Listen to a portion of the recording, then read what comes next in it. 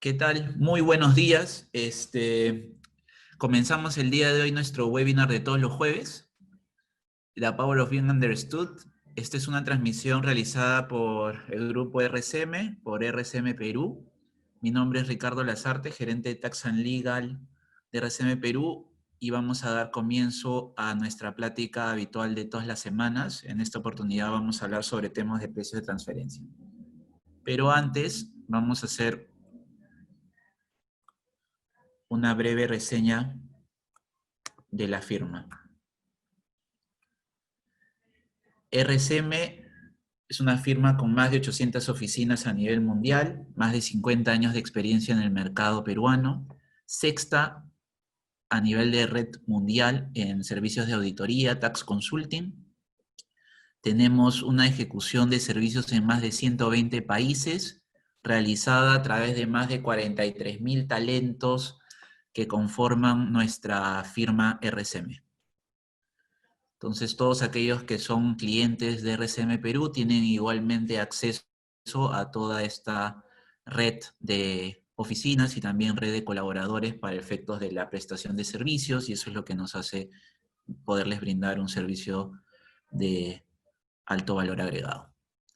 Los expositores el día de hoy tenemos a nuestro equipo, tenemos a dos miembros del equipo de precio de transferencia. Tenemos a Luis Miguel Miucho, nuestro especialista de precio de transferencia, y han tenido, para aquellos que ya nos vienen escuchando a través de nuestras redes sociales y en anteriores presentaciones, Luis Miguel ya ha realizado también presentaciones de temas de precios anteriormente, y también nos acompaña el día de hoy Daniela Vadillo, también miembro del área de precio de transferencia, quien también ha presentado muy bien en exposiciones anteriores temas vinculados con precio de transferencia.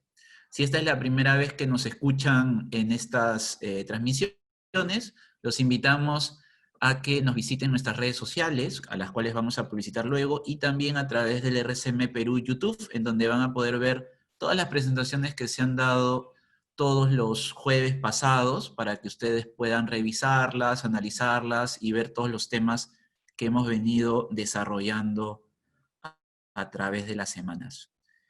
El día de hoy vamos a hablar sobre el tema de obligaciones de precio de transferencia. Vamos a hacer un repaso de obligaciones tributarias en materia de precio de transferencia. Aquí este tema lo va a tratar Luis Miguel Miucho, nuestro especialista. Solamente para darles un contexto a quienes nos escuchan y ven el tema de precio de transferencia, y siempre conversamos con Luis Miguel de esto. Precio de transferencia equivocadamente se considera que es una obligación para aquellas empresas que tienen una facturación superior, o para aquellas empresas que pertenecen a un grupo eh, extranjero grande, y nada que ver. Precio de transferencia se plasma en el solo hecho de repente de recibir algún servicio, incluso de una entidad local, a nivel de un grupo incluso pequeño, pero que basta con que solamente compartan el mismo accionariado, la misma gerencia, ya de por sí en sus transacciones tiene que haber temas de valor de mercado y todo lo que es precio de transferencia. Pero para que les pueda dar mayor análisis y podamos conversar, los dejo con Luis Miguel. Adelante, por favor, Luis Miguel. Buenos días con todos. Ricardo, muchas gracias por tu presentación. Bien, como indica Ricardo, ahora vamos a hacer un pequeño repaso sobre las obligaciones que quedan pendientes en lo que queda del año. Vamos a hablar un poquito sobre los tres reportes que quedan. Bueno, los tres reportes, dos reportes que son declaración y uno que no es declaración, sino obligación por servicios recibidos. Y después de este repaso, Daniel Abadillo ya nos va a comentar sobre el tema del COVID y precios de transferencia, pero siempre es importante poder recalcar y poder saber qué declaraciones están pendientes y cómo podemos saber si estamos obligados o no estamos obligados a alguno de estos reportes. Bien, entonces empecemos por el reporte maestro. El reporte maestro, ¿cuál es? ¿Cuál es? Es el informe que describe a todo el grupo económico en el Perú y en el mundo.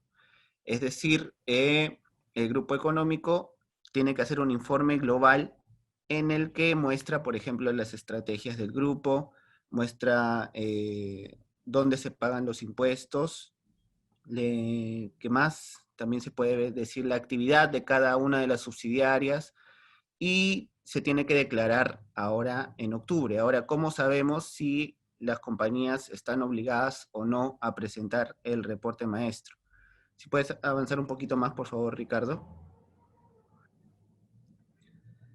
Las compañías, en este caso, tienen que estar obligadas a consolidar estados financieros. Es decir, por ejemplo, una compañía aquí peruana tiene sus vinculadas en el exterior y están obligados a consolidar estados financieros. Entonces, este es un umbral que se debe pasar para saber si están obligados o no. Puede que no consoliden estados financieros, pero puede que estén obligados y no lo hacen. Entonces ahí eso hay que tener mucho en cuenta para saber si están obligados a esta declaración. Además, los ingresos devengados deben superar los 20.000 UIT en ingresos devengados, valga la redundancia. Aquí hemos presentado unos estados financieros donde les explicamos un poco sobre qué ingresos se deben tomar. En este caso, cómo identificar si están obligados o no. Hay muchas veces que las personas se confunden y solamente toman, por ejemplo, las ventas de la mercadería, de la actividad principal. Pero aquí hay que tener mucho cuidado porque se deben tomar todos los ingresos de los estados financieros junto con la diferencia de cambio, con todos los ingresos, otros ingresos, ingresos financieros, etcétera. Se deben tomar todos esos ingresos para considerar el umbral de obligación. En este caso son que tienen que superar los 20.000 UIT y son aproximadamente 80 millones de soles. Entonces tenemos primero dos umbrales, superar los ingresos devengados de 20.000 UIT y que consoliden o estén obligados a consolidar estados financieros con su grupo económico. El tercero es aquel Miguel, que... solamente disculpa que te interrumpa, pero ahí para precisarle a nuestros amigos es de que los ingresos, el monto que tú indicas, no solamente es respecto de operaciones con vinculadas, sino en general, ¿correcto? Sí, correcto, correcto. Es en general. Son todos los ingresos que ha generado y que se graban en el ejercicio a analizar. Y el tercer umbral es que superen los montos de operaciones con vinculadas de 400 UIT. La siguiente, por favor. Bien, eso es lo que les comentaba. El monto de vengado de operaciones tienen que ser mayores a los 400 UIT, que son aproximadamente 1.6 millones de soles, me parece aproximadamente. ¿Y qué operaciones tienen que tomarse en cuenta? Se tienen que tomar, por ejemplo, si quieres identificar si es que estás obligado a una u otra, declaración, también sirve para el reporte local. En este caso, se pueden tomar en cuenta las cuentas por cobrar y las cuentas por pagar devengadas en el ejercicio, que son las operaciones con vinculadas, bueno, son las cuentas 13 y 17. Y también tomar en cuenta, no se olviden de esto, que las operaciones con paraísos fiscales también se toman en cuenta para saber si las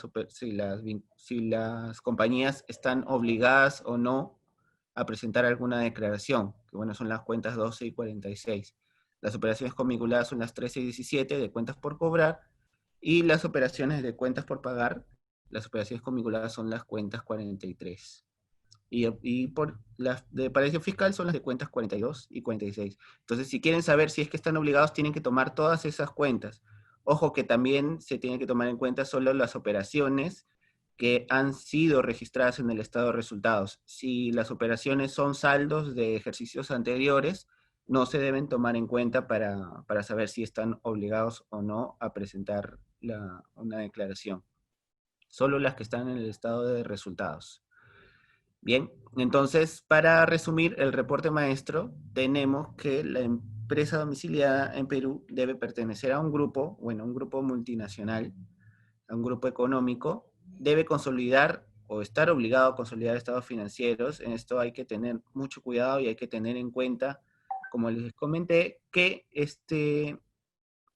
puede que no consoliden, pero deben estar, tal vez están obligados a consolidar estados financieros. A esto hay que revisar las normas contables para saber si están obligados a consolidar con sus partes vinculadas. El otro punto es que los ingresos devengados deben superar los 20.000 UIT, todos los ingresos, como ya les hemos comentado, y el monto de operaciones sujetas a precios de transferencia sean mayores a 400 UIT. ¿Ok?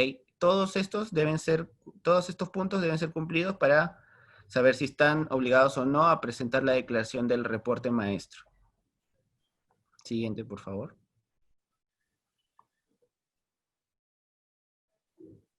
Ahora hablemos un poco sobre lo que es el reporte país por país. Muchos clientes siempre se han confundido un poco o no entienden mucho sobre el tema del reporte a país y saber si es que deben presentar o no esta declaración. Aquí sí hay que tomar en cuenta que no se toma en consideración el tema de los ingresos de la compañía domiciliada en Perú. Aquí no, si tienes, por ejemplo, 1.000.000 de soles en ingresos devengados en el ejercicio y tú tal vez indicas, sí, entonces no estoy obligado a nada porque mis ingresos son bajos. Aquí hay que tener mucho cuidado porque el reporte país por país no toma en cuenta los ingresos de la compañía peruana. Lo que toma en consideración son los ingresos a nivel de grupo y que sean mayores a los 2.700 millones de soles. Este es uno de los puntos que se tienen que tener en cuenta para esta obligación. Hay que tomar en cuenta también que, en la siguiente, por favor, por ejemplo, si tienes... estos son los países con los que se tiene un acuerdo de intercambio de información de reporte país por país con Perú. ¿Por qué lo ponemos aquí? Porque la norma que te indica que si Perú no tiene un acuerdo de intercambio de información de reporte país por país con el país donde se encuentra la matriz, por ejemplo, una matriz que esté en Estados Unidos, entonces, y si superas los 2.700 millones de soles, entonces estás obligado a presentar el reporte país por país aquí en Perú. Por ejemplo, Estados Unidos todavía no tenemos un intercambio de información del reporte. Esto entonces debería considerarse como que se debe presentar aquí en Perú. Por eso siempre hay que tomar en cuenta y hay que saber dónde está la matriz del grupo y si estos superan los 2.700 millones de soles en ingresos en todo el grupo multinacional, que son aproximadamente 850 millones de dólares. ¿Ok? Entonces, hay que tener en cuenta dos cosas. Si es que superan los 2.700 millones de soles y dónde está la matriz para saber si tienen un acuerdo de intercambio de información de reporte país por país. Aquí nosotros... Este dato es muy importante, Luis Miguel, porque generalmente el gobierno te establece el listado de países y a los oyentes indicarles pues que no confundan el tema con el otro tipo de listado que puede haber a nivel de normativa que no hay, ¿no? Esto es un tema que nosotros lo hemos extraído del listado de OCDE y que lo estamos presentando aquí en la conversación para que lo puedan tener a vista y revisar si es que efectivamente están con el requisito o no. Exacto, exacto. Nosotros hemos sacado la información de la OCDE y de los intercambios que se tienen entre países y ustedes en cualquier momento cuando lo deseen pueden contactarse con nosotros si creen que pueden estar obligados a algún tipo de este reporte, de reporte país por país, el reporte maestro, nos lo indican y nosotros los podemos asesorar en saber si es que están obligados o no a alguno de estos. Pero el reporte país por país sí, por favor, tomar en cuenta que no se toman los ingresos de la compañía en Perú. Hay que tomar en cuenta los ingresos de todo el grupo multinacional. Por eso, por favor, mucho cuidado con este reporte porque puede que estén obligados y no se han dado cuenta todavía. ¿Ok? Entonces, a ver, la siguiente, por favor. Y Miguel, te pongo un ejemplo. ¿Qué pasa si yo, por ejemplo, con un grupo de amigos conseguimos pues la titularidad de una franquicia muy exitosa a nivel mundial, pero solamente nos juntamos tú, dos amigos más y yo, cuatro personas, cuatro accionistas con un capital mínimo de la constitución de la empresa, que prácticamente es cascarón, pero que a nivel mundial la franquicia y sus operaciones tienen un valor superior al que tú has indicado en el primer requisito, y pues que la matriz, se me ocurre, también se encuentra constituida en Brasil. Y yo, como la empresa brasileña, tengo un contacto muy bueno, me ha dado la franquicia, constituyo aquí la empresa, un cascarón que de repente va a empezar con poca operación. Esta empresa cascarón que haríamos con tres amigos y yo, ¿estaría obligada a presentar reporte país por país? A ver, en este caso, primero hay que ver el tema de los criterios de vinculación. Una franquicia aquí en Perú y en otro país normalmente no se consideran como partes vinculadas porque no tienen ninguna relación con respecto al criterio de vinculación del artículo 24. ¿Ok? Y hay que tomar en cuenta que Brasil sí se tiene un acuerdo de intercambio de información, por lo que no estarían obligados, si es que hay alguna vinculación, porque las franquicias normalmente tú compras una franquicia y pagas una comisión por las ventas, pero no necesariamente tienen que estar vinculados esas dos empresas. Perfecto, perfecto. Ok, excelente. Sí, porque lo comentaba porque las franquicias es como un aspecto desde el cual no se necesita propiamente un mayor nivel de inversión, ¿no? Y muchas veces tenemos aquí muchas franquicias de diferentes países y constituciones de empresas muy pequeñas, entonces es importante establecer el campo de acción, ¿no? Muy interesante. Entonces, para considerarlo. A ver, seguimos. Ujú. Entonces, aquí están las fechas de presentación del reporte maestro y el reporte país por país. Por favor, tener en consideración estas fechas. Empieza el 15 de octubre y termina para buenos contribuyentes el 23 de octubre. Así que, por favor, les pediría, revisen sus estados financieros, conversen con su compañía matriz, conversen con su grupo multinacional para saber cómo están los ingresos el ejercicio 2019 del grupo multinacional, vean dónde está su matriz, y esta matriz, si es que está en un país que no tiene intercambio de información de reporte país por país con Perú, entonces por favor, ahí tener en cuenta esto del reporte país por país y eh, que el reporte por favor se presente en octubre, así que por favor tener en consideración. Creo que por aquí, a nivel de nuestras redes, nos han hecho una consulta a aquellas personas que han visto el tema para el día de hoy y nos han anticipado una pregunta sobre qué tan viable es la detección del incumplimiento para efectos de quienes no presentan el reporte local, el reporte maestro o el reporte país por país. La administración tributaria, ¿cómo podría identificar si es que no se cumple con esas obligaciones? Bueno, estas dos declaraciones, junto con el reporte local, se suben a la página web de la SUNAT. Entonces, la SUNAT tiene todo el registro de los clientes que han presentado y no han presentado las declaraciones de precios de transferencia. Así que ellos pueden identificar fácilmente si es que hay una empresa que no ha cumplido con alguna de estas y está obligado. Y luego pueden notificar diciendo que no has presentado, ¿no? Ahora, yo creo que inicialmente lo que también podría hacer la administración tributaria es que no olvidemos de que cada vez que presentamos una declaración jurada anual presentamos un estado financiero, ¿no? Y en ese estado financiero, de alguna manera, también se puede de alguna forma anticipar por los nombres, por el registro, o sea, valgan verdades, es importante destacar a nuestros oyentes que hoy día la Administración Tributaria tiene un equipo de precios de transferencia que se dedica exclusivamente a la revisión, se me ocurre, de investigar las razones sociales, de revisar de repente el tema de los grupos económicos con los países con los que intercambia información y también con otros países que de repente perteneciendo a OCDE tienen una base de datos, entonces pueden hacer cruces de información que podrían advertir la posibilidad de alguna solicitud de información por parte del tema de país por país. Creo que lo que tenemos que aquí destacar a nuestros oyentes es que el hecho de que la administración tributaria pues no tenga de repente una base de datos global de todas las administraciones mundiales, para nada quiere decir de que haya una imposibilidad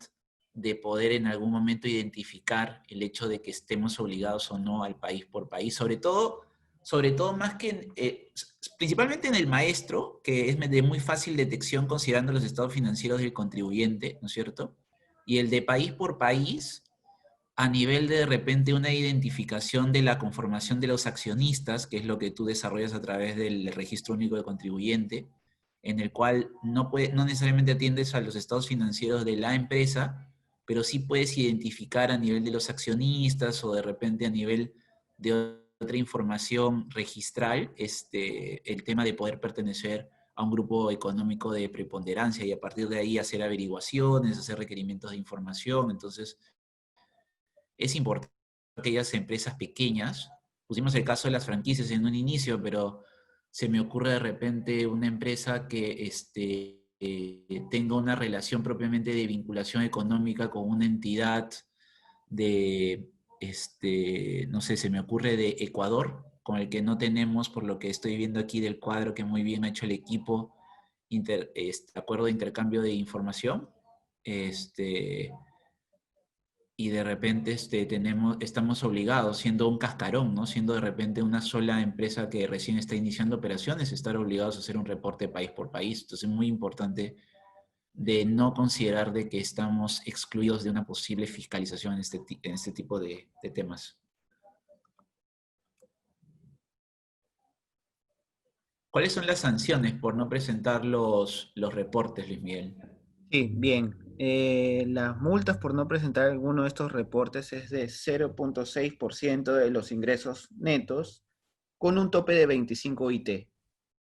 Y la multa mínima es de 10% de la UIT y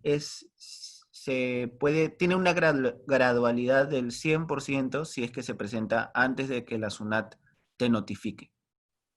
Entonces, Interesante, ¿eh? Porque el 0,6% de los ingresos es el monto más alto de multas que existe en el sistema. exacto, sí, sí, sí, sí. Así que, por favor, hay que tomar en cuenta esto, hay que tener mucha consideración sobre los umbrales de obligación para que después no haya problemas con que la SUNAT notifique y después vengan las multas con los intereses. Claro, de repente destacarle a nuestros oyentes que incluso estando sujetos no solamente a este reporte maestro y reporte país por país, sino al reporte local, inclusive que hace que estamos en las fechas de vencimiento, si por alguno u otro motivo de repente los oyentes han escuchado tarde nuestros webinars, han escuchado tarde toda la información que hemos puesto a nivel de redes sociales sobre la obligación, si no lo han cumplido, nuestra recomendación es que procuren regularizar lo más pronto posible. Tengan en cuenta que el reporte local, que lo pueden encontrar en nuestras reuniones pasadas, y reporte maestro atienden al tema de los estados financieros que se presentan a nivel de EDJ. Entonces, es de muy fácil detección por parte de la administración tributaria identificar si es que están obligados o no. Entonces, va a ser muy rápido si es que no habiendo presentado a la administración notificar y podrían perder la gradualidad. Entonces, si es que la han perdido, ha pasado el tiempo, nuestra recomendación es que subsanen y la subsanación les asegura un 100% de no aplicación de multa, en comparación con un 0,6% que realmente impactaría muy duro en el tema financiero, ¿no? Y a nivel del país por país, a todos nuestros amigos emprendedores, tengan mucho cuidado que si adquieren una relación de vinculación con una entidad del exterior con el que Perú no tenga un intercambio de información, incluso siendo un emprendimiento, puede estar obligado a la presentación de reporte país por país. Así que mucho, mucho cuidado en el país por país, porque no depende de la actividad de la empresa, sino depende del grupo económico al que pertenece. Exacto. Y bien, pasemos a la última obligación de precio de transferencia, que siempre está ahí, siempre está pendiente, es decir, no tiene una fecha de declaración, pero es obligatorio tenerlo para algunas compañías. Pero ¿qué compañías son las que están obligadas a tener el sustento del test de beneficio? Primero, ¿qué es el test de beneficio? El test de beneficio te sustenta los servicios recibidos que tiene la compañía peruana, o bueno, sí, sí, la compañía peruana que tiene empresas vinculadas en el exterior o aquí localmente. Es decir, son servicios recibidos que tienes de tus compañías vinculadas. Este sustento que tiene que darte, tiene que darte la necesidad real del servicio, la naturaleza del servicio, cómo se han distribuido los costos y gastos de este servicio y el margen que se está aplicando en estos servicios recibidos. Todo eso tiene que ser sustentado en un estudio técnico de precio de transferencia donde se indique que efectivamente se está cumpliendo con este test. ¿Ok? La administración tributaria, al ver que una compañía tiene servicios recibidos, va a consultarte si es que tú tienes el sustento de estos servicios. Y si tienes el sustento, te lo va a pedir y te va a decir cuáles son los puntos que has tomado en cuenta para decir efectivamente que tus servicios recibidos cumplen con este test. Y es importante sustentarlo, ¿por qué? Porque sirve para la deducción del costo y gasto de los servicios recibidos en el ejercicio. Es decir, si tú no cumples con este test, si no cumples con el test de beneficio, entonces tus costos y gastos de ese servicio que has recibido no van a ser deducibles y no vas a poder repararlos. ¿Ok? En este caso, entonces, los servicios son todos los servicios recibidos de tus compañías vinculadas. Hay que tomar esto en cuenta. No solamente son los servicios de back office, son todos los servicios recibidos. Todos los servicios, si tienes servicios recibidos, deben cumplir con el test de beneficio. Luis Miguel, muy importante lo que nos comentas. Quisiera volver a enfatizarlo para todos nuestros oyentes que se dedican a ver de repente la contabilidad de empresas.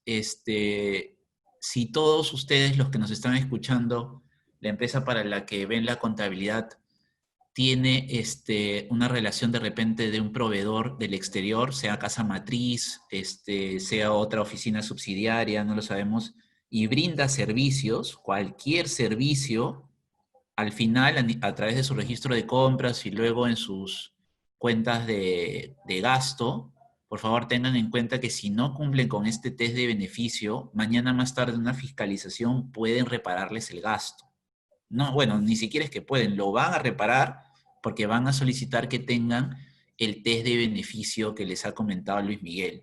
Es una formalidad, pero la administración, el sistema lo ha establecido para hacer más requerible este tema de la evaluación del mayor valor añadido que puedan tener los servicios a nivel de operaciones intercompañía. Muy importante lo que está señalando Luis Miguel. Exacto. ¿Y por qué se da esto? ¿Por qué la administración tributaria ahora ha regulado estos servicios? Es porque muchas veces las compañías han tenido servicios fantasmas. Ya vemos lo que ha pasado con el tema de Odebrecht, que tenía servicios por doquier y servicios que nunca se daban y así trasladaban sus beneficios a otra compañía y no pagaban los impuestos que tenían que pagar aquí en Perú. Entonces, la, la SUNAT que hizo, normó, reguló estos servicios recibidos para que no se den ese tipo de cosas. ¿Ok? Bien, aquí en esta diapositiva tenemos el tema de cómo identificar o de cómo saber si hay un servicio recibido. Simplemente es ir a las cuentas contables y ver si la compañía tiene servicios recibidos, ¿no? En sus cuentas de cuentas por pagar se pueden ver en sus gastos o en sus costos en los servicios que la compañía tiene y recibe de sus compañías vinculadas. De fácil acceso, de fácil identificación, así que en este caso, por favor, revisen sus cuentas contables, revisen sus operaciones con vinculadas y si tienen servicios recibidos, por favor, tomarlo en cuenta con el sustento del test de beneficio. Nosotros también los podemos apoyar en este tipo de obligaciones, así que no duden en contactarnos si es que identifican que sus compañías tienen servicios recibidos. Un tema importante, Luis Miguel, es para todos aquellos que ven la contabilidad y liquidación de impuestos de la empresa. Habitualmente cuando tienes contabilizado una cuenta por pagar o un tema en gastos por parte de proveedor intragrupo, tienes que declarar un PDT 617 mensualmente, ¿no? En el cual indicas a través del pago, pues, que ya lo hemos visto en conversaciones pasadas, con el pago se genera la obligación de la retención de renta y tienes que hacer la declaración, si es que está o no afecto, la tasa. Entonces tengamos en cuenta que todo esto, todos aquellos que están dentro de un 617 con un intragrupo, van a necesariamente tener que tener por lo menos por cada ejercicio un test de beneficio que acredite que efectivamente el servicio cumple con las características de valor y de ejecución para poder ser deducidas. Muy importante esto y para que todos nuestros amigos sepan que con las presentaciones de sus PDTs y de la declaración que hacen de estados financieros, dan información a la administración tributaria para que mañana más tarde les puedan requerir ese test de beneficio. Correcto. Y bueno, ¿cuáles son las consecuencias de no cumplir con el test de beneficio? Como les comentamos, el desconocimiento del costo-gasto para efectos tributarios, no te van a tomar en cuenta esos costos y gastos para tu liquidación de impuestos y no vas a poder, vas a tener que pagar más impuestos. Y la sanción por no pagar el impuesto omitido, que es una multa de 50% del impuesto omitido, así que es muy importante cumplir con este test, es muy importante sustentarlo. Por favor, tomar en cuenta si es que la compañía tiene servicios recibidos, como les indicamos, tomar en cuenta esto para el sustento de estos servicios y no tengan problemas luego con la administración tributaria. Bien, entonces hemos visto reporte maestro, reporte país por país, que son declaraciones y tienen fecha de declaración que son en octubre, y la obligación del test de beneficio. Este ha sido un repaso para que, por favor, todos lo tengan fresco y puedan ver bien sus obligaciones tributarias en materia de precios de transferencia en lo que queda del año. Luis Miguel, excelente. Una consulta, ¿el local ya vencieron las fechas o aún estamos en curso? Estamos en curso, todavía ya dado que ha habido prórroga por el tema de la pandemia, esta semana, agosto, es la última semana ya de declaración del reporte local.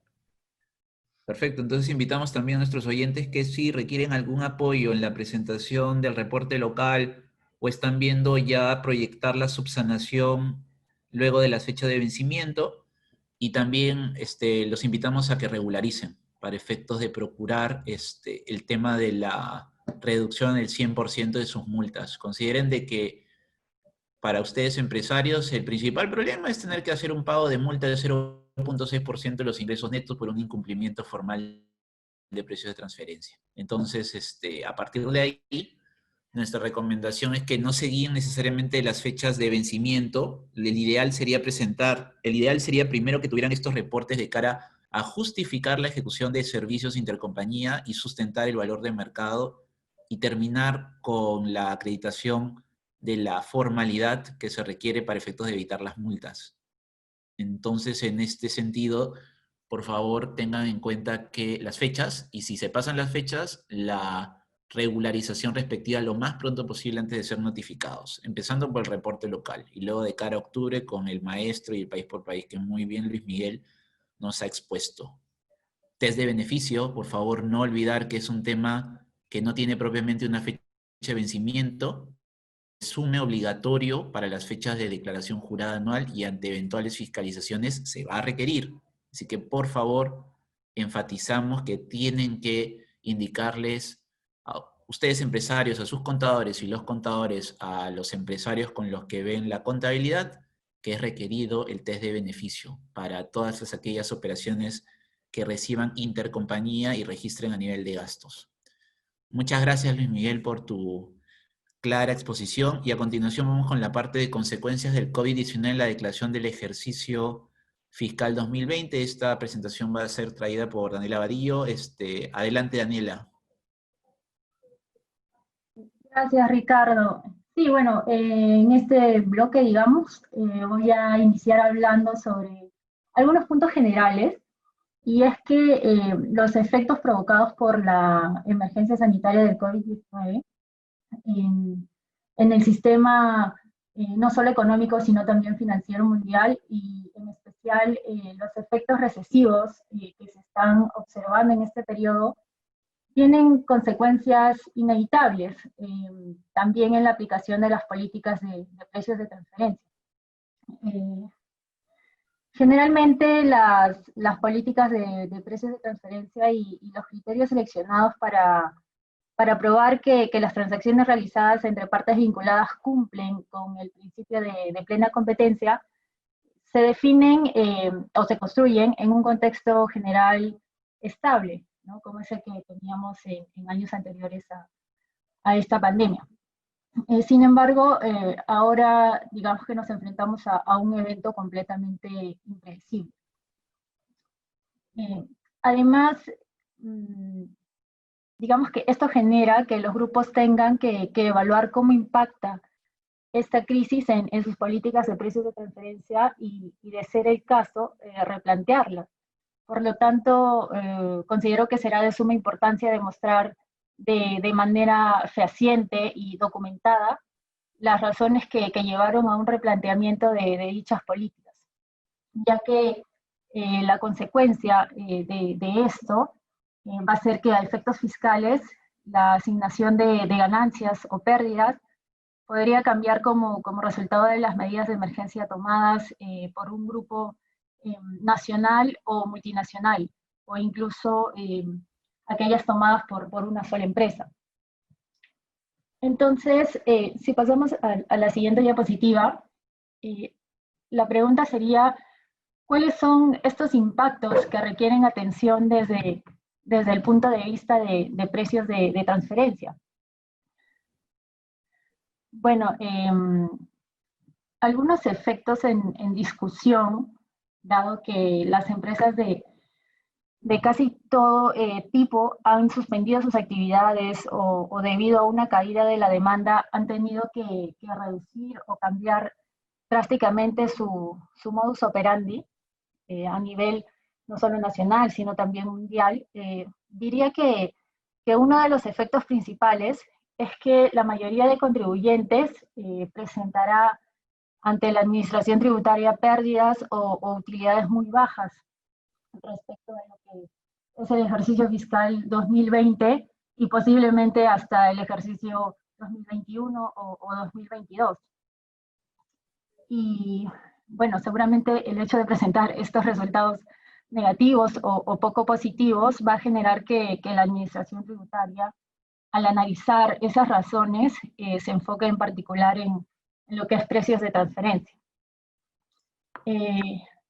Otro punto es que en este escenario económico negativo será importante determinar cómo se deberían distribuir las pérdidas dentro de un grupo.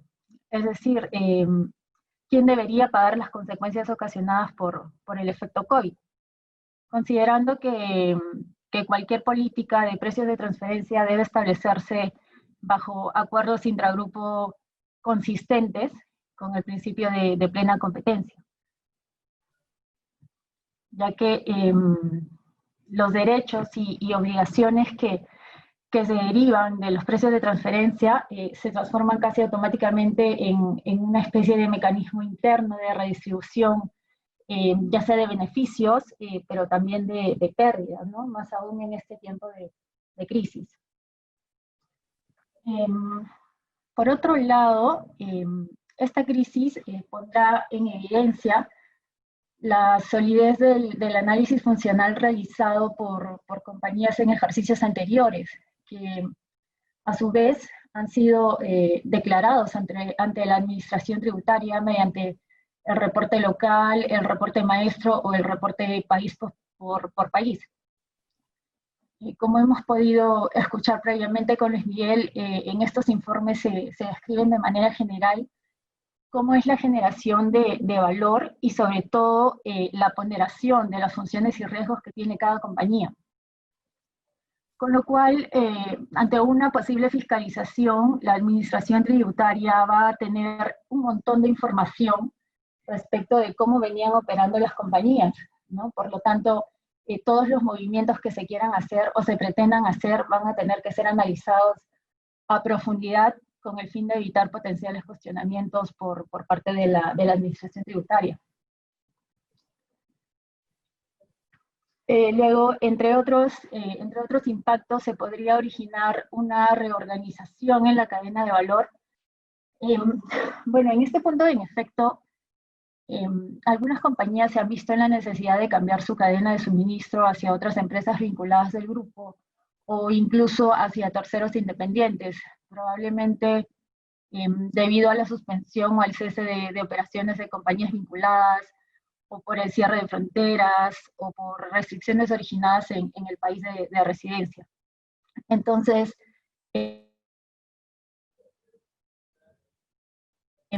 este hecho de cambiar la cadena de valor hacia el interno, que podría añadir, digamos, en cierta medida, un grado de complejidad al análisis de precios en aras de demostrar el cumplimiento del principio de plena competencia.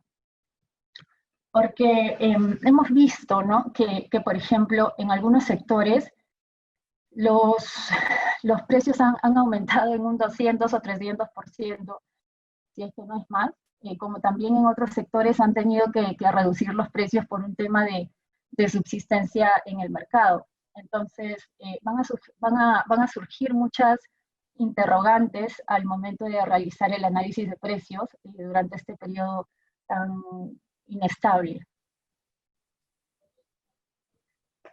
Pasando al siguiente punto, en relación a los financiamientos intragrupo, bueno, acá los acuerdos y contratos que se generen por nuevos desembolsos que se realicen entre compañías vinculadas deberán procurar un resultado de plena competencia, sobre todo en lo que es la tasa de interés, ya que seguramente estas tasas se van a ver influidas o afectadas por la iniciativa del gobierno respecto al programa Reactiva Perú. Y bueno, en ese sentido, en precios de transferencia se deberá hacer un análisis sobre el estado de la deuda financiera desde antes del COVID-19 para fundamentar cualquier variación o ajuste en las tasas de interés. Por otra parte, los contratos intragrupo podrían verse afectados. Esto debido a que usualmente los contratos intragrupo tienen una estructura, digamos, básica y específica sobre la operación que se está tratando, por lo que no suelen abordar temas como la asignación de riesgos en caso de recesión o una crisis económica generalizada, que es lo que estamos viviendo en este momento. También algunos servicios prestados por la matriz u otra compañía vinculada al grupo multinacional o nacional podrían no pasar el test de beneficio en la jurisdicción de la vinculada que lo recibe. En particular, será más complejo para la compañía receptora justificar la necesidad de un servicio de alto perfil, considerando un contexto en el que se busca reducir o salvaguardar costos fijos, así como proteger los puestos de trabajo que son prioritarios para el funcionamiento de la compañía. Entonces, bueno, a este punto cabe preguntarse si en una situación, ¿no?, donde el gobierno ha implementado diversas medidas económicas con el fin de apoyar a las empresas para el pago de planillas, aceptará la administración tributaria que se reciba un cargo desde la matriz por asesoramiento o por servicios gerenciales de alto perfil o inclusive un management fee. Bueno, este tema sí habría que analizarlo bastante a profundidad y con mucho detalle.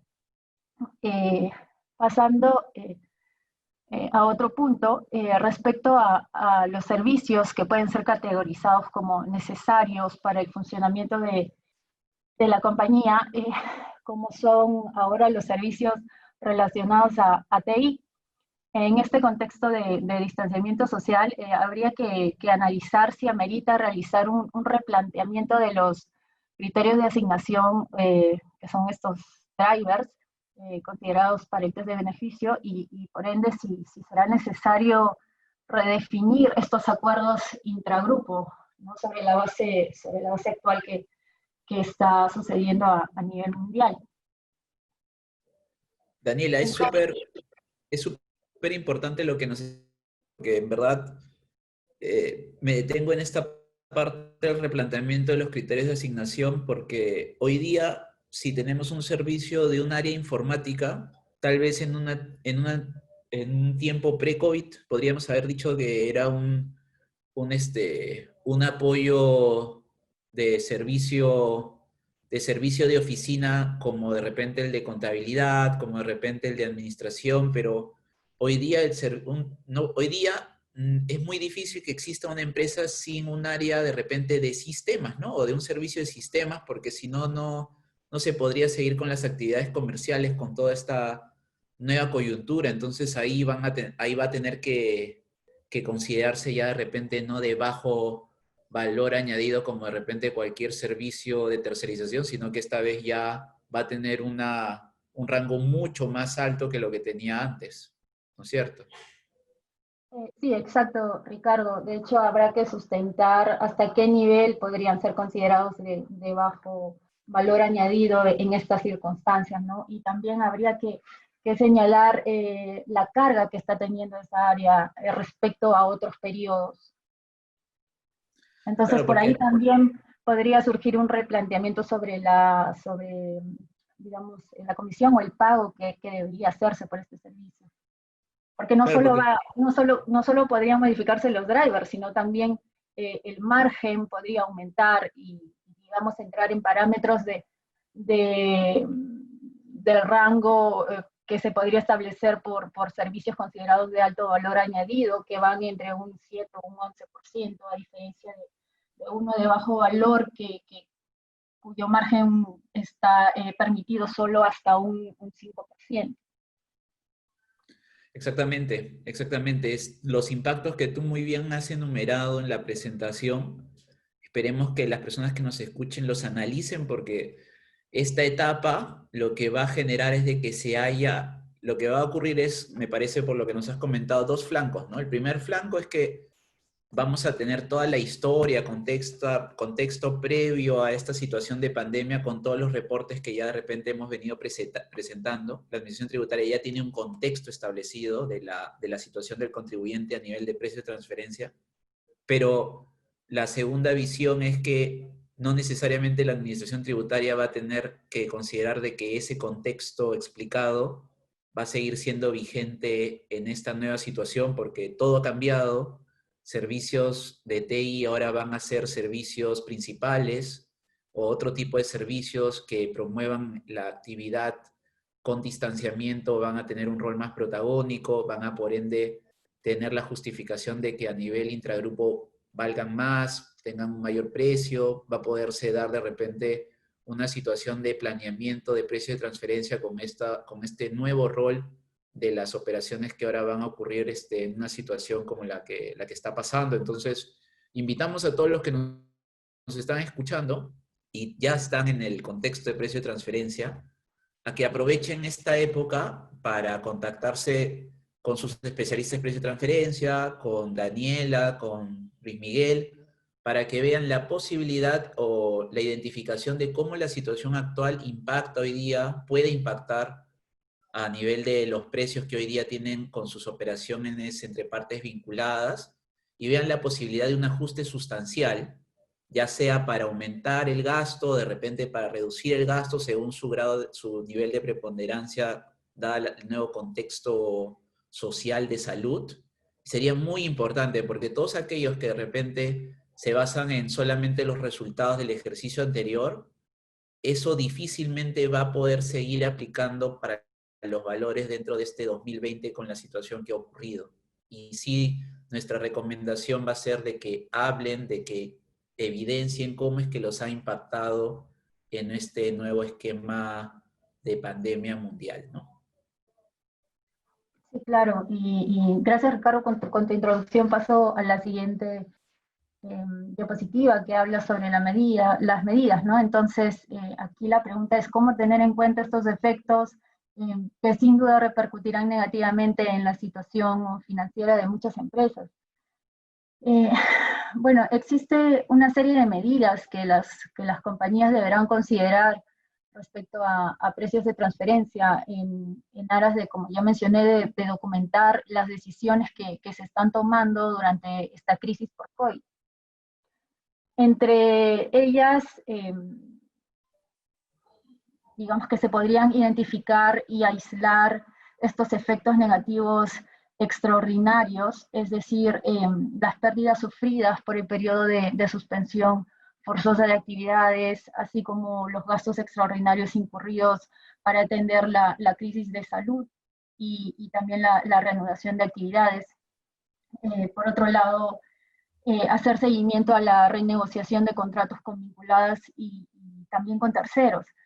Y bueno, también digamos que evaluar el comportamiento de los competidores, de modo que se pueda documentar cómo las opciones a veces de supervivencia o de preservación de esta relación entre cliente y proveedor a largo plazo pueden haber tenido como resultado un sacrificio en términos de rentabilidad. Por otro lado, revisar los acuerdos entre empresas vinculadas poniendo mayor énfasis en las cláusulas de fuerza mayor u otros posibles márgenes de flexibilidad en términos de precios de transferencia, que muchas veces es digamos, olvidado, y manteniéndose siempre en línea con lo que es el principio de plena competencia. Ahora, en el caso de financiamiento, será importante demostrar que quien recibe el préstamo tenga o tenía las condiciones para devolver razonablemente el monto prestado de acuerdo a lo que está siendo estipulado en su contrato. Y finalmente, documentar y explicar de manera detallada los ajustes realizados, las razones por las que estos ajustes se consideran apropiados, eso va a ser muy importante, sobre todo frente a la administración tributaria, cómo estos se calcularon, o cómo influyeron o cambiaron los resultados, y cómo este ajuste mejora la comparabilidad. En consecuencia, resulta de suma importancia trabajar en un análisis funcional sólido, como nos mencionaba Ricardo, y documentar las medidas aplicadas a fin de demostrar a la administración tributaria que el accionar de la compañía está en línea con el cumplimiento del principio de plena competencia. Y pasando a la siguiente diapositiva, si me puedes ayudar. Bueno, ahora, digamos, en qué circunstancias o bajo qué circunstancias se podrá determinar que las transacciones intragrupo están cumpliendo con el principio de plena competencia, ¿no? Considerando la crisis económica generada por esta pandemia. Aquí, bueno, esta crisis genera sin lugar a duda un reto no solo para los contribuyentes, los asesores, sino también para la administración tributaria al momento de establecer el cumplimiento o no del principio de plena competencia. Probablemente el impacto del COVID-19 en el análisis de comparabilidad repercutirá en el retraso de la disponibilidad de información proporcionada por las bases de datos que suelen ser usadas para hacer frente a la comparación de rentabilidades entre las compañías. De igual manera, un análisis de comparabilidad que necesite de una base de datos al cierre de este ejercicio fiscal 2020 podría no estar considerando a las empresas que han cesado en el transcurso de dicho periodo, debido a que se vieron irreversiblemente afectadas por la crisis, ¿no? Y por lo tanto no se estaría reflejando completamente la gravedad del efecto COVID en todo este análisis.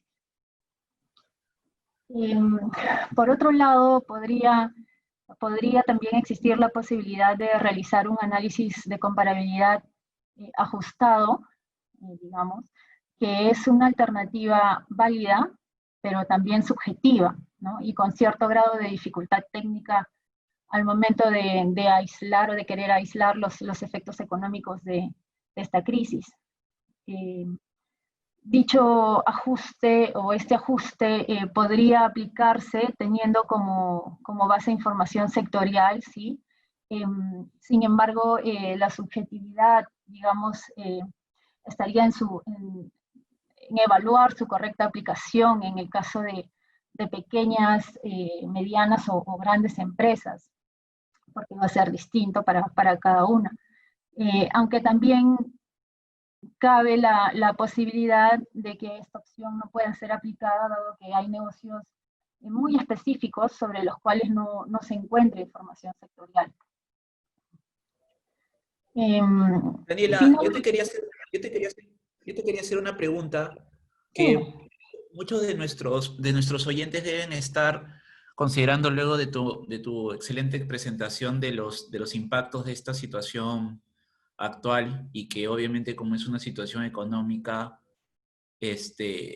tal vez el primer punto y lo que sugerimos es de que no sea un tema que tome por sorpresa al empresario, sino que el empresario sepa que esta situación de pandemia ya hoy día está impactando económicamente en el reflejo de los comparables, en el precio de transferencia, en la consideración de sus test de beneficios y de bajo valor añadido de sus servicios, que lo tome en todo caso como una oportunidad de planificación. La pregunta que te quería hacer es si es que tú hoy día recomendarías que los empresarios comiencen desde hoy ya a ver cuál podría ser el impacto que van a tener sus comparables de cara a fin de año, considerando que ya estamos en la mitad del 2020 y finalmente estos precios deben estar considerados a nivel del ejercicio fiscal. ¿Lo recomendarías como un tema para los empresarios que quieran tener una proyección ya de cómo es que va a terminar este ejercicio?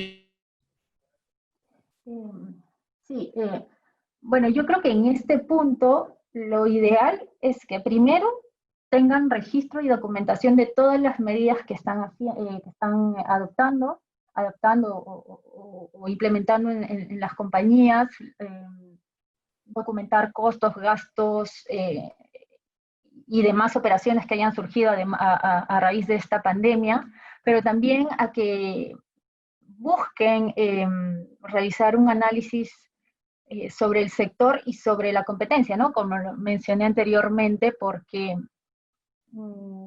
digamos que de momento información pública que se pueda usar para realizar un análisis de comparabilidad en términos de precios de transferencia no hay o no son tan exactas. Esto lleva a que también la administración tributaria seguramente o probablemente proponga un aplazamiento de las declaraciones para el ejercicio fiscal 2020. Podría ser el caso,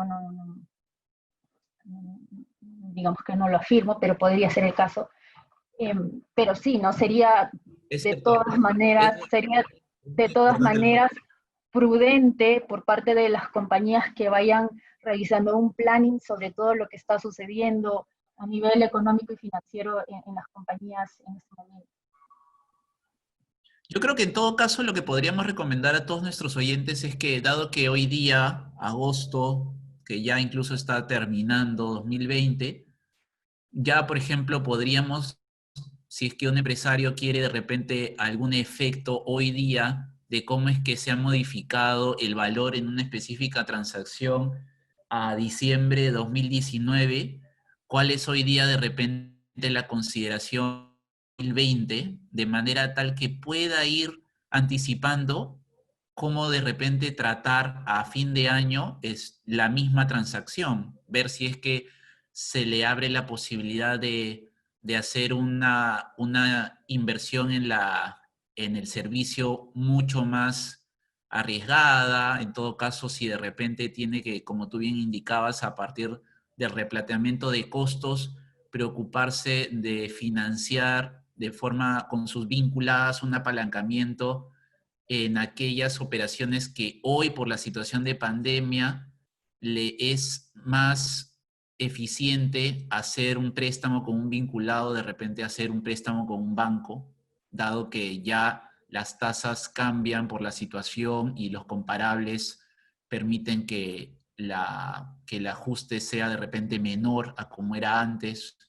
Es una época muy importante en la que hoy día en agosto ya se podría tener un esquema de cómo es que ha impactado respecto al 2019 y fomentaríamos o sugeriríamos a nuestros oyentes que ya lo comiencen a ver de cara a saber cómo es que va a impactar en sus comparables con sus operaciones con vinculadas. Sí, claro, de hecho sería muy interesante no solo realizar un análisis de este bloque o este periodo, sino hacer un comparativo entre, digamos, este periodo marzo-agosto del 2020 versus un periodo marzo-agosto del 2019, ¿no? Que es un poco también lo que la administración tributaria podría cuestionar, ¿no? Decir, ver cómo es que fue el cambio de un ejercicio en otro. Si es que en verdad ha habido un efecto que amerite cambios en políticas de precios de transferencia para este periodo. Sí, eso definitivamente sería bueno evaluarlo con tiempo, porque son temas muy sensibles. Entonces, si se quiere ver, digamos, muy cercano a la fecha de declaración del 2020, va a ser, digamos, imposible realizar un sustento sólido que pueda disminuir estos cuestionamientos de la administración tributaria. Finalmente, bueno, cabe preguntarse si en esta afectación de análisis de precios de transferencia y de comparabilidad hay algunas posibles soluciones. Bueno, sí es posible que haya múltiples soluciones o alternativas al momento de realizar el análisis de comparabilidad, pero lo importante es cuestionarse si estas van a ser lo suficientemente sólidas ante la administración tributaria, ¿no? En aras de demostrar el cumplimiento del principio de plena competencia.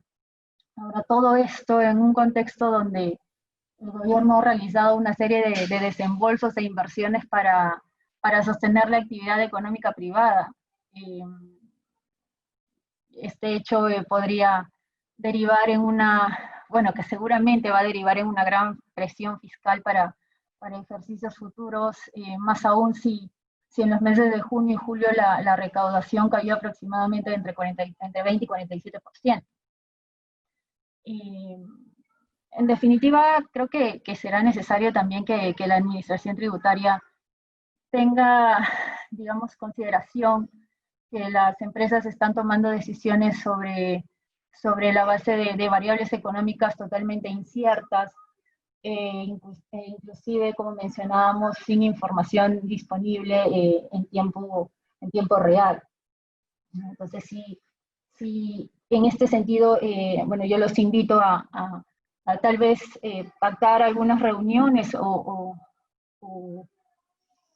ponerse en contacto, ¿no? Como dijo Ricardo, con sus asesores tributarios o con nosotros para poder conversar a detalle sobre estos temas estos elementos tan críticos ahora con esta crisis, ¿no? En el contexto de precios de transferencia. Excelente, excelente, Daniela. Como tú bien has explicado durante toda la presentación, los invitamos más que siempre a considerar que el precio de transferencia no debe ser considerado como una obligación a cumplir en un determinado tiempo específico, sino que es un tema cambiante que requiere una actualización, y hoy es que lo debemos ver como una herramienta de planificación para mañana más, para replantear todo lo que es nuestras obligaciones tributarias como obligaciones frecuentes entre partes vinculadas. Es muy, muy importante para que tengamos, por así decirlo, una actualización de esas operaciones habituales en ejercicios pasados bajo la lupa de una coyuntura actual que no deja de ser muy, muy relevante en la determinación del valor de mercado y por ende para saber cuáles son los márgenes que tenemos que atender para las obligaciones tributarias. Excelente, Daniela. Queremos invitarlos a que todas las consultas que hayan tenido durante los temas que se han tocado en esta presentación nos las transmitan al habitual correo legal@rcm.pe